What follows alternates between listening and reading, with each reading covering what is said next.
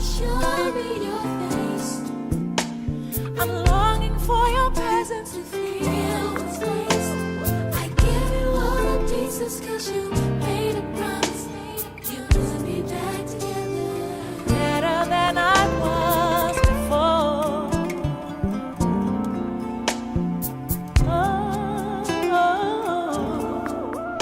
In the coldness of the Tattooed on our arm, on our necklace. I got a cross on some jeans I got. But we don't have the ways of Jesus inside of us. All right. You don't represent me. If Elder Dalton represents something, I don't care. If you out there doing something, you don't represent me. I don't care what our relationship is. I don't care if you're my son, my daughter. I see you out there doing certain things. Yeah, you're still my son and daughter, but you're not representing me. That's right. That's it. That ain't me. That ain't what I believe in. That's right. That's not what I represent. That's right. And Jesus is the same way. You can have Jesus Christ on your tongue all you want. All you want. But if you're not living and walking in the ways of Christ. That's right. He says, I am the way, the truth, and the life. What is the truth? What is the light? What is the way? There are things that we should be doing. So it says, he said, the way of the Lord is not equal. Here now, O house of Israel, is not my way equal, or not your ways unequal. When a righteous man turneth away from his righteousness and committeth iniquity and dieth in them, for his iniquity that he hath done shall he die. Again, when the wicked man turneth away from his wickedness that he hath committed and doeth that which is lawful and right, he shall save his soul alive. There is something for you to do. There's something for you. Look at somebody and say, there's something for you to do. There's something for you to do. It says, because he considered and turned away from all his transgressions that he hath committed, he shall surely live, he shall not die. Yet says the house of Israel. Now, everywhere you see the house of Israel, put you there. Put your name there. Scratch out house of Israel in your Bible and write your name in. Yet says the house of Israel, the way of the Lord is not equal. O house of Israel, are not my ways equal, are not your ways unequal.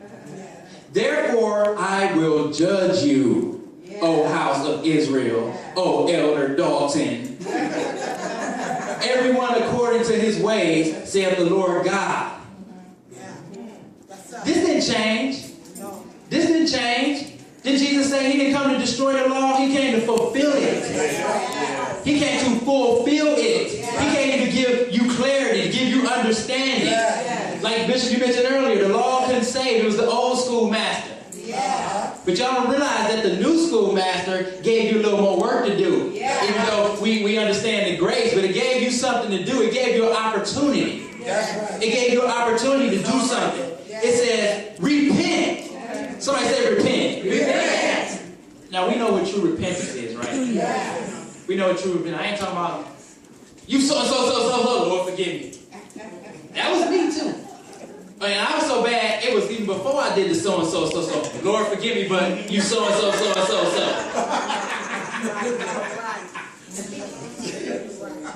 So he said, repent and turn yourself from all your transgressions, so iniquity shall not be your ruin. And we just pay attention to some of these little words that God decided to use in this Bible. Your ruin. It's going to be your ruin. Yeah, we some of us we have a little taste of prosperity right now. But what are you going to do in those hard times? What are you going to do in those times? Because those trying times are coming for everybody. The world is positioning itself for it.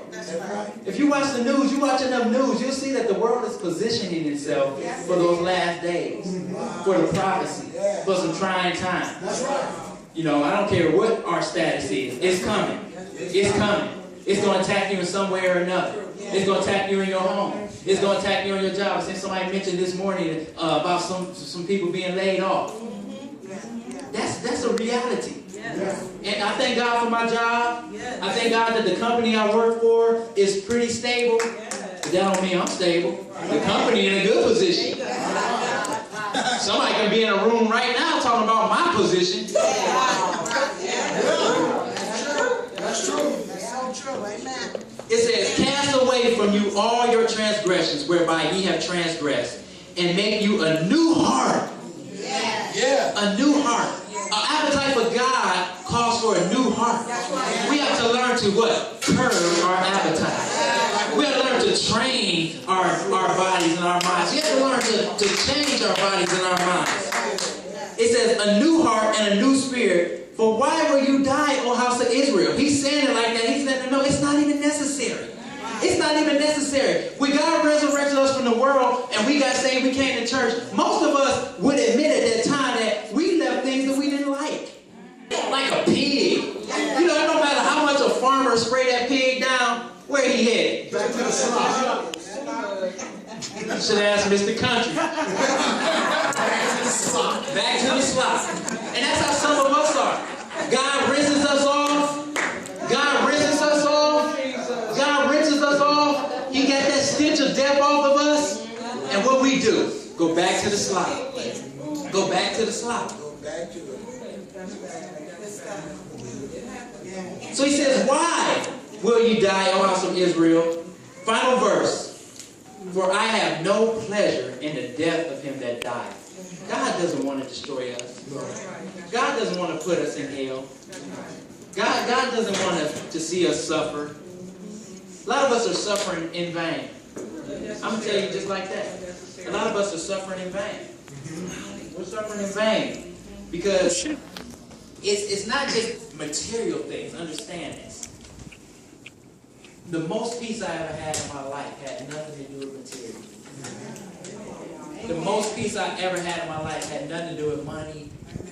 It had nothing to do with a relationship. It had nothing to do with my job. It had nothing to do with nobody. It had everything to do with God. That's right.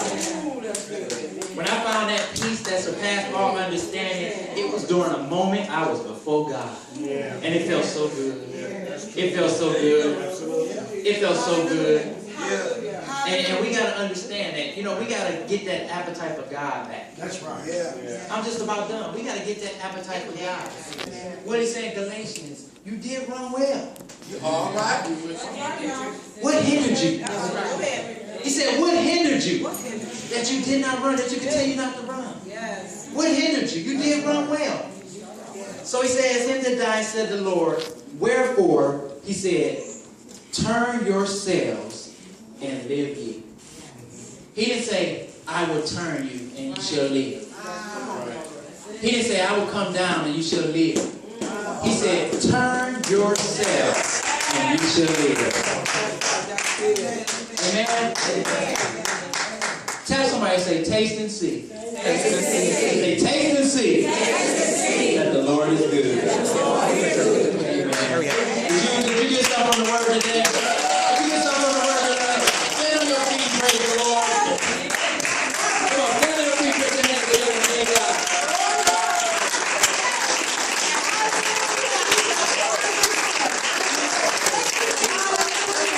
You did not have to leave here how you came today.